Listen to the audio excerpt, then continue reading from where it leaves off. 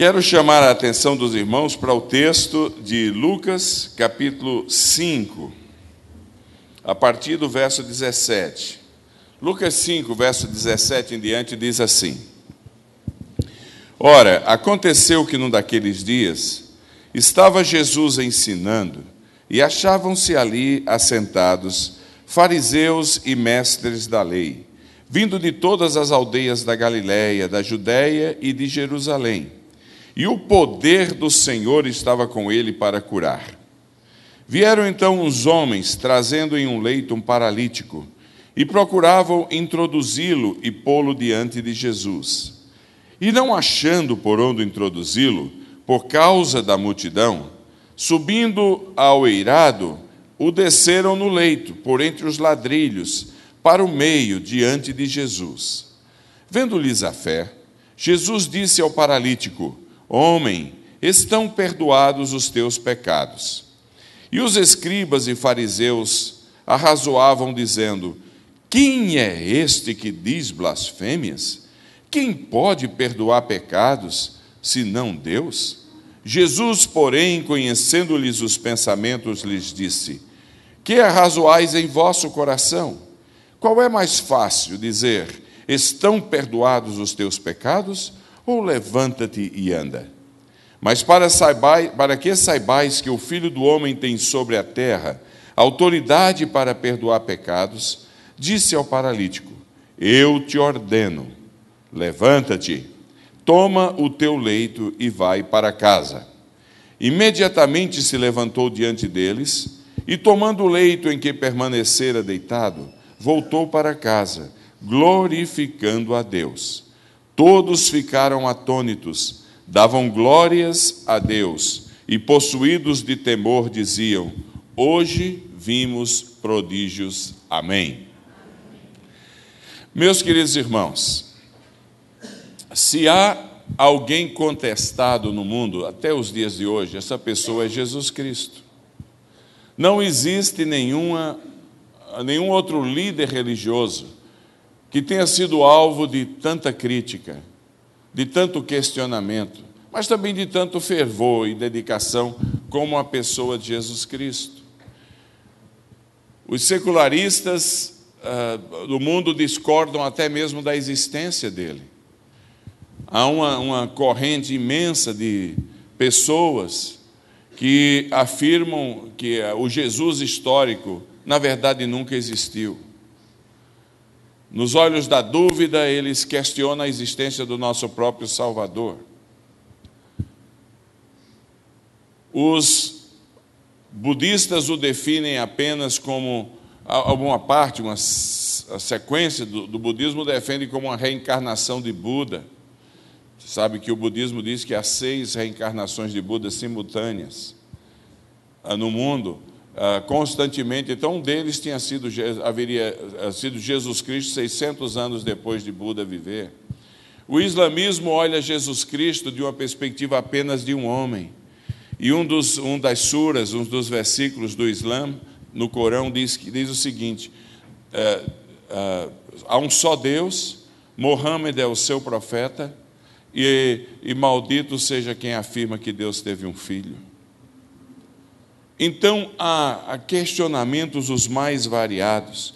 Os próprios contemporâneos de Jesus o questionavam demais. Alguns o chamaram de beberrão.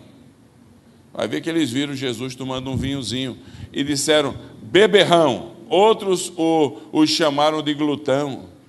Outros o chamaram de falso profeta. E, pasmem, mesmo surpreendentemente, em Lucas nos diz que uns deles chamaram Jesus de demônio, Beelzebu, possuído por Beelzebu.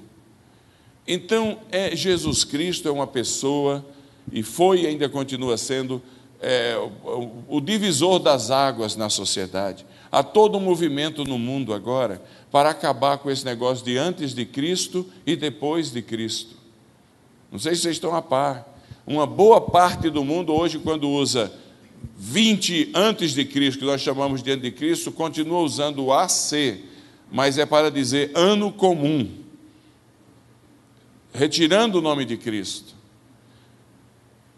A sociedade na qual nós vivemos, de uma forma progressiva, procura retirar os símbolos que apontem para Jesus Cristo. São crucifixos sendo removidos de tribunais, escolas. No Canadá acabaram oficialmente nos documentos oficiais, você não pode nem mesmo dizer que há uma árvore de Natal. Acabou esse termo. Porque você tem que dizer que é uma árvore das festas de fim de ano. Até a árvore de Natal.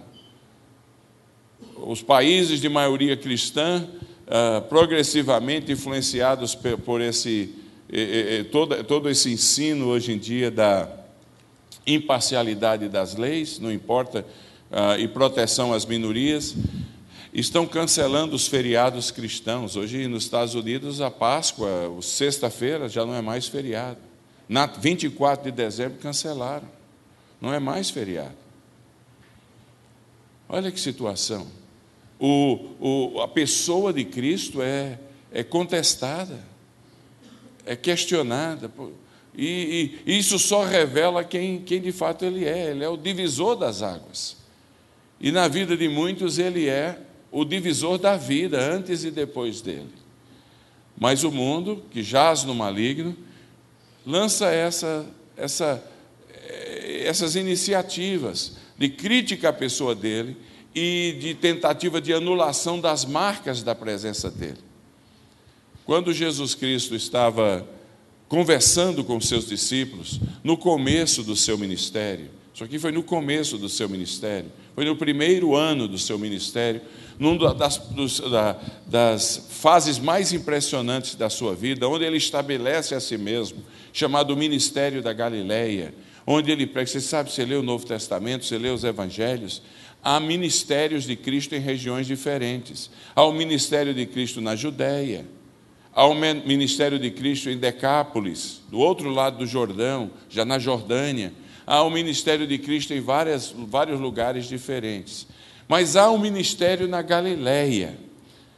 Parece, eu tenho dúvida que na mente de Cristo, não tenho dúvida que já era certo isso aí, parece que Jesus sabia que a gente ia precisar de uma clareza muito grande de definições em relação à sua pessoa.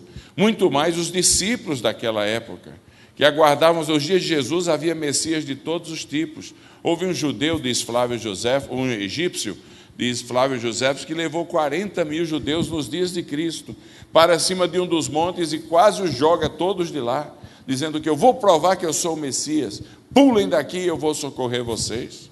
O Novo Testamento faz menção a um grupo de radicais messiânicos que se revoltaram contra as tropas romanas. Então, o mundo sempre é muito convulsivo, e Cristo sabia que Ele precisava definir a si mesmo para que a gente pudesse entendê-lo e adorá-lo como Ele merece ser adorado. Esses dias atrás eu estava assistindo lá nos Estados Unidos, ouvindo nos Estados Unidos, enquanto dirigia, um programa que chama-se All Things Concern. É um programa que discute qualquer assunto, um programa da rádio pública. E normalmente são programas muito bons, mas naquele dia estourou com a minha paciência, foi além do que eu podia aguentar. Eles estavam lá, os convidados, que eram todas pessoas muito famosas nos Estados Unidos, estavam falando de como Jesus Cristo era um louco. Imagina, falaram que como é que pode alguém afirmar que ele é o único caminho? Isso aí, ele tinha uma personalidade distorcida, eles falavam. Isso é o que o mundo hoje fala. Esse negócio de ninguém vem ao Pai senão por mim, ninguém é bom, só o meu Pai, e eu estou seguindo a Ele, eu sou o único caminho. Quem ele pensa que ele é? Na rádio, nos Estados Unidos. Então, Cristo precisava definir-se a si mesmo, para receber toda a honra, glória, fervor e dedicação e lealdade de todos nós. E o ministério da Galileia é marcado por isso. É marcado por Cristo se apresentando aos judeus de uma maneira geral, mas se apresentando na soberania de Deus a você nessa noite aqui. Quem é esse Jesus? Ele mesmo pergunta aos discípulos: que dizem o povo que eu sou? E as respostas mais abrangentes possíveis, de profeta a um morto reencarnado, como alguns que gostariam de interpretar desta maneira. As pessoas diziam, mas quem é? Ele precisava se definir, e assim ele se define. Nós encontramos Jesus nesse texto na Galileia, nas proximidades de uma região chamada Cafarnaum, perto do mar da Galileia, no norte de Israel, fronteira com a Jordânia. Era ali onde ele estava, perto do Gadara, que é do outro lado da fronteira, na Jordânia, perto de Tiberíades. Tudo é perto ali, tudo é perto, tudo é próximo um do outro. Ali naquela cidade onde recentemente descobriram a sinagoga dos dias de Jesus. E quando você visita Israel hoje, eles levam você lá e dizem até que esta sinagoga era a sinagoga que Jesus Cristo e sua família frequentaram. Tão antiga é essa sinagoga que foi descoberta. E Jesus estava ali, e o texto nos diz uma coisa linda, que muitos afluíram para ali, não é isso que diz? Muitos afluíram, eram tantos que o local estava superlotado. Sempre foi assim, sempre será assim. Aonde quer que Jesus seja apresentado com a pureza das Escrituras, aonde Jesus seja apresentado como Ele é, o bondoso, o compassivo, o poderoso, mas misericordioso, multidões vão aflorar, multidões vão chegar a Ele. Esses dias atrás, na Indonésia, um país de maioria muçulmana, onde 2 milhões de jovens se convertem a Cristo todos os anos, ao ponto que lançaram agora um movimento na internet chamado Save Marian, ou Salve Marian. É um movimento pedindo dinheiro aos muçulmanos do mundo inteiro para ver se eles fundam televisão direcionada, tipo MTV, direcionada a alcançar os jovens, ver se eles não continuam abandonando o islamismo e se convertendo ao cristianismo. E aí eu assisto aqueles YouTube, que está no YouTube. Eu assisto aquele material e eu dou graças a Deus, porque termina sendo um instrumento de evangelização. O que aparece lá durante 5 minutos, Jesus te ama, que diz que é a mensagem que os cristãos estão soltando para os jovens atribulados das grandes cidades. Que coisa linda! É isso mesmo, Jesus nos ama. Onde Ele seja anunciado com poder e com graça, as multidões vão aflorar para Ele. Isso porque o mundo de hoje não é em nada diferente ao mundo de Jesus, em termos das nossas necessidades mais profundas e existenciais. O que nós temos é uma tecnologia diferente, o que nós temos é alguns costumes diferentes, mas, na verdade, as nossas necessidades são as mesmas. Todos nós, inclusive nós que aqui estamos, em geral, continuamos, se não o conhecemos ainda, andando como ovelhas que não têm pastor. A gente vai para um lado, vai para outro, vai buscando. Dias atrás eu estava vendo um desses grandes apresentadores, nesses dias que eu estou aqui no Brasil, todo mundo vai atrás dele na televisão, escuta muito, dizendo, não, o que é que você acha de religião? Ele falou, eu já passei por todas e continuo transitando em todas, porque eu estou em busca. É assim, ovelhas sem pastor, vão para todos os lados, não encontram estabilidade em canto nenhum, porque ainda não encontraram aquele que, quando é anunciado, as multidões vêm e dizem, eu sou o bom pastor que dá a vida pelas ovelhas. Então ainda temos esse grupo humano, do qual nós fazemos parte, necessitando de proteção, segurança e vida. O texto diz, muitos afluíram para Jesus. A casa onde Jesus estava cheia de gente, não cabia mais ninguém. E aí souberam alguns lá, que eram amigos de um indivíduo que tinha paralisia, que Jesus andou curando outras pessoas. Eles falaram, é hoje ou nunca. Vamos lá ver se o bicho é bom mesmo. Vamos lá se ele age poderosamente. É hoje ou nunca. E eles chegaram lá e não conseguiram entrar. Você sabe como a humanidade é desumana. O cara está lá, vem a ambulância na rua. O cara tem que botar a sirene na marginal do Tietê, em São Paulo, todo jeito, ficar morrendo dentro da ambulância, ninguém afasta o carro. E assim foi naquela casa mesmo. Tentava entrar, estava vindo um paralítico, e daí? Não tinha mais lugar. Então eles tomaram a única decisão amorosa possível: abrir o teto. Já que é para esculhambar, vamos esculhambar de vez. Abriram o teto e baixaram Jesus, o paralítico, numa maca lá, na frente de todo mundo. Aí sim, aí o espaço se abriu. E ali, naquela situação, bem como nas outras situações ali na região da Galileia, em todos os eventos que aconteceram, que nós vamos dar uma passada rápida neles, Jesus se apresenta à população de Jerusalém, de Israel, e a todos nós que aqui estamos nesta noite. E ele revela 3 coisas a respeito de si mesmo, que quando entendidas, quando absorvidas, quando cridas, quando elas se tornam o nosso pão e o nosso leite, quando se torna nosso suco e a nossa carne, quando se torna o alimento que a gente precisa, transforma a nossa vida. O que é que ele revela a si mesmo? O que é de si mesmo? Primeiro, ele revela a soberania da sua pessoa. Ele revela-se a si mesmo como um soberano, como um Senhor, como Deus. E quando ele faz isso, ele espera de cada um de nós, você e eu, em resposta a quem ele é, submissão e obediência. Em Lucas capítulo 4, verso 34, até os demônios reconheceram quem Jesus é. Um endemoniado que aparece lá em Lucas 4, 34, confessa que Jesus Cristo é o Santo de Deus. Ai, Senhor, Tu és o Santo de Deus, diz o demônio. Essa era uma expressão muito interessante, porque em Israel, a expressão Santo de Deus tinha a ver com a expectativa messiânica de Israel, aquele que haveria de vir e resgatar Israel das suas escravidões de todo tipo. Reconhece a divindade de Cristo, a extraordinariedade da pessoa de Jesus Cristo. Em Lucas 5, 8, Pedro estava lá pescando com seus amigos no mar da Galileia, ali no mar da Galileia. Cafarnaum é na beira do mar.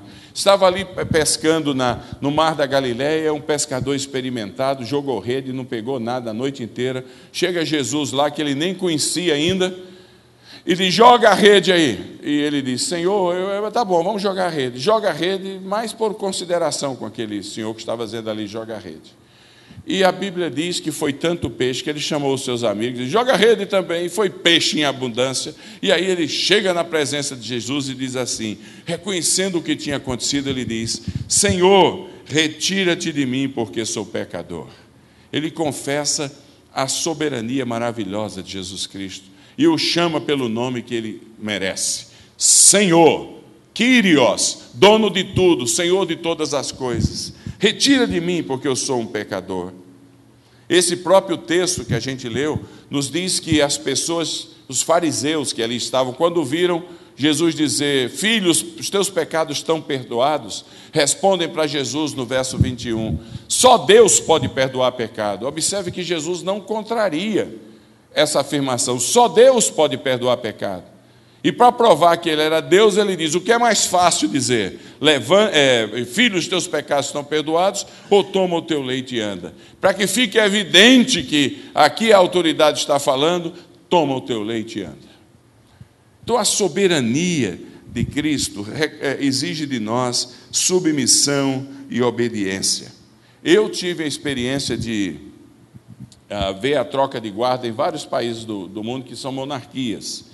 E que coisa solene, aquela coisa. Visitei também o Palácio Real em Madrid, onde eu sou um admirador da história, e lá entrei na sala do trono de Filipe II.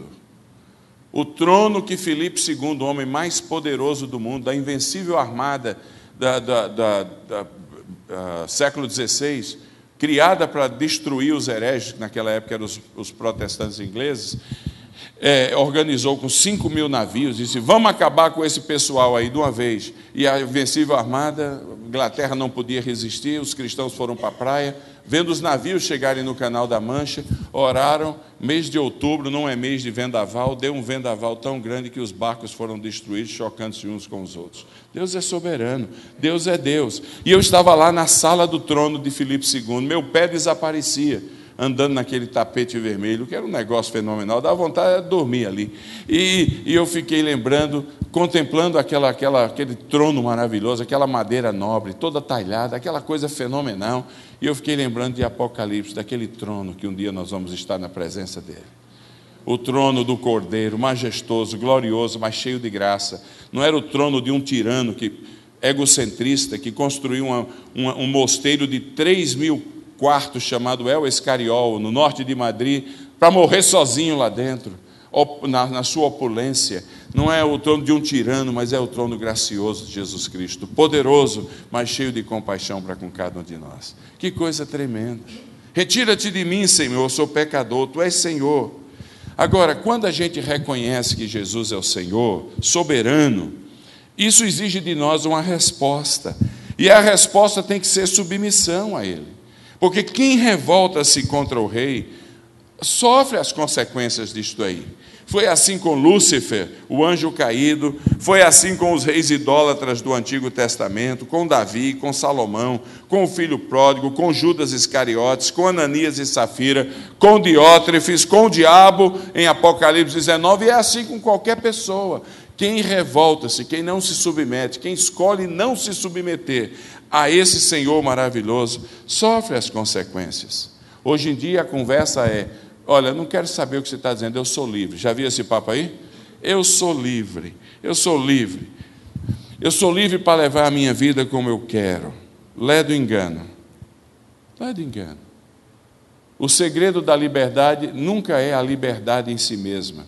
O segredo da liberdade é a obediência. É a obediência. Se a gente obedece, a gente é mais livre. Comece a desobedecer às leis, vê o que vai acontecer.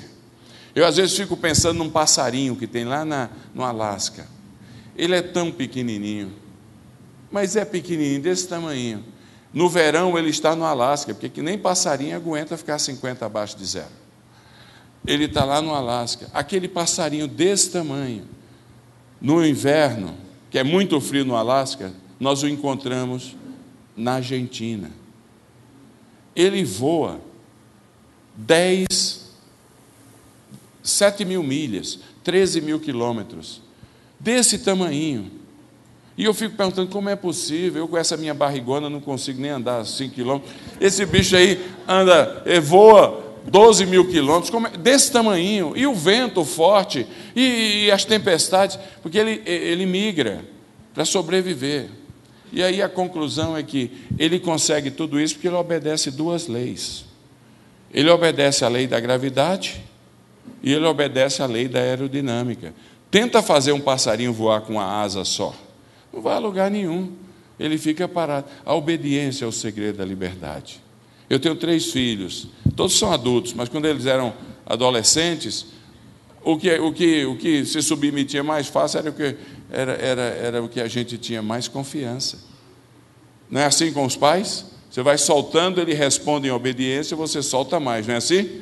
Mas se é uma peça rara, você controla ali com a corda curta, não é assim mesmo? Então Cristo revela-se ali como aquele que é o soberano, e Ele espera de nós a resposta em obediência, em submissão. Imagine se Pedro tivesse dito: não jogo a rede, o bom aqui sou eu.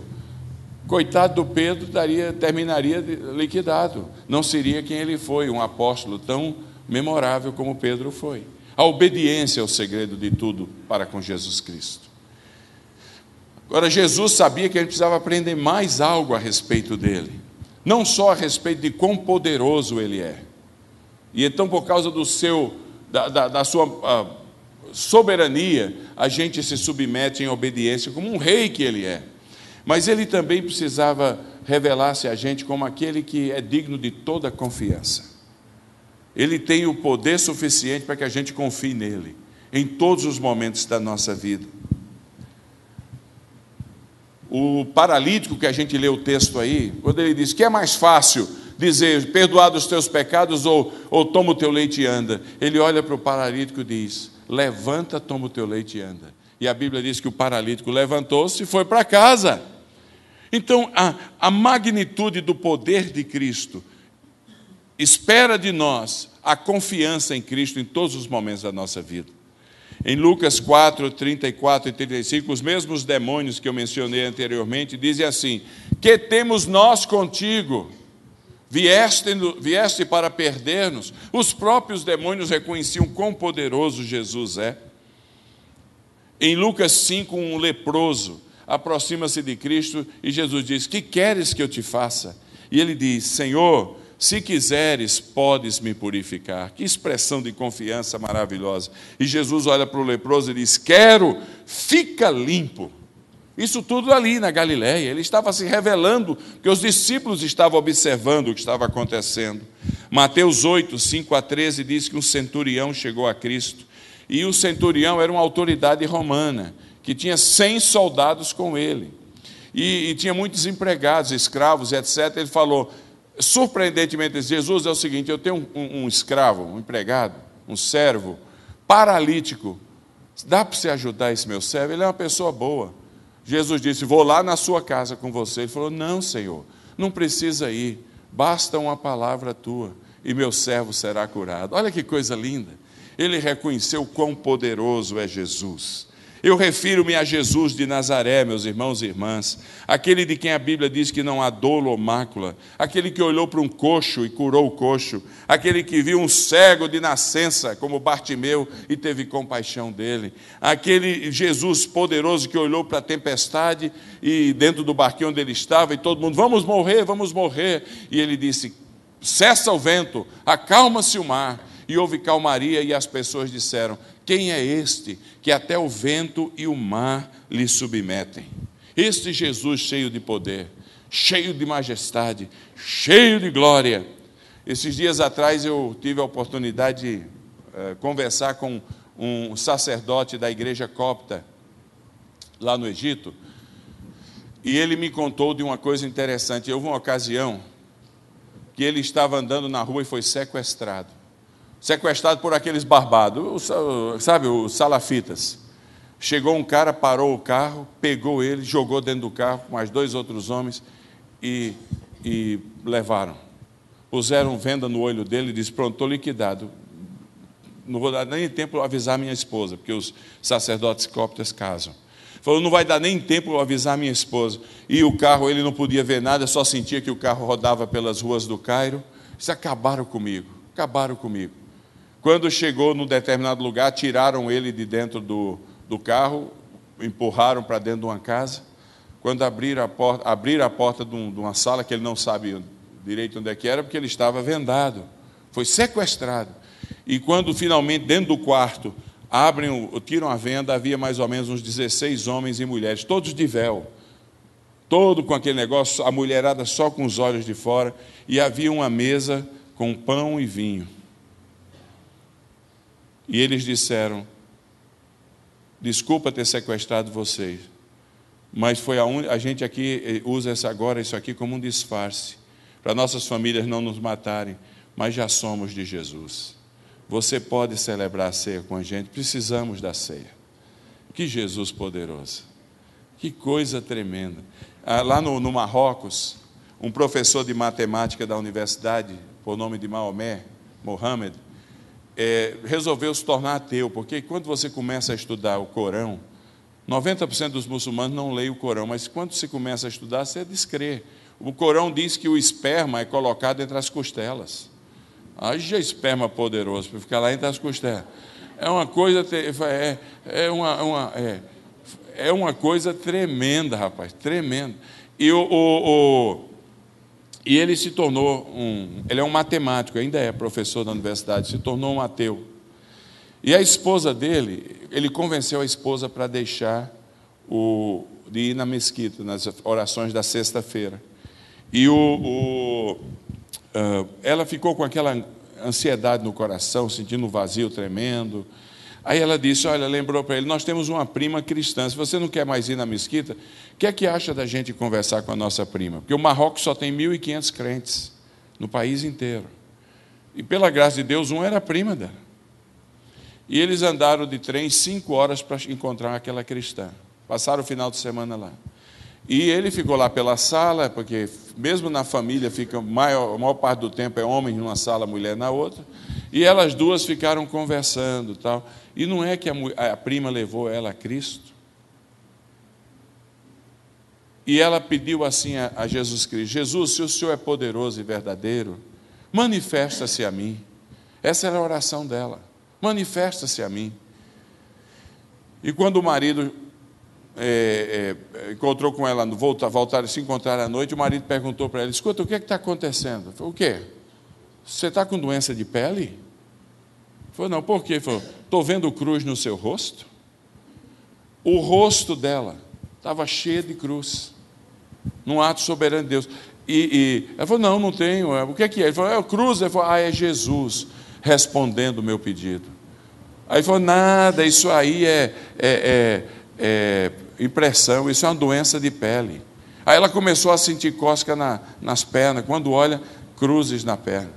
E a cada 15 minutos ia e vinha aquelas cruzes. Samé Maurício, o pastor da igreja presbiteriana, ele pegou algumas das fotos que foram permitidas e ele guarda lá, mostrando que ele conhece. O cara, esse professor, agora virou um pastor também, o pastor Mohamed, em Marrocos. Então, aí levou ela para a casa dela, voltaram para casa, tentando demovê-la, e ela naquela situação toda, aí de repente, depois de 1 ou 2 semanas, ela falou para Jesus, Jesus, não dá. Meu marido tenta me demover, eu estou confusa. Se o Senhor é todo-poderoso, uma vez mais, manifeste o Senhor a mim. Ela foi almoçar com o marido e contou ao marido que tinha feito essa oração. E aí o marido disse, deixa disso, isso é uma ilusão, isso é uma utopia. Mas quando ele estava falando isso, ela começou a sentir uma cócega na barriga. Aí eu não sei o que está acontecendo, uma cócega. Quando levantou a túnica, o marido viu lá escrito, sendo escrito na hora, Jesus Cristo na barriga dela. O dedo de Deus agindo poderosamente. Só parece história de outro mundo, mas só quem vai nesses lugares de opressão, onde a igreja está sofrendo opressões tremendas, e é proibido pregar o evangelho, senão pode ser preso ou morto, é que você escuta falar Jesus toma a iniciativa, é o Todo-Poderoso. É o Todo-Poderoso.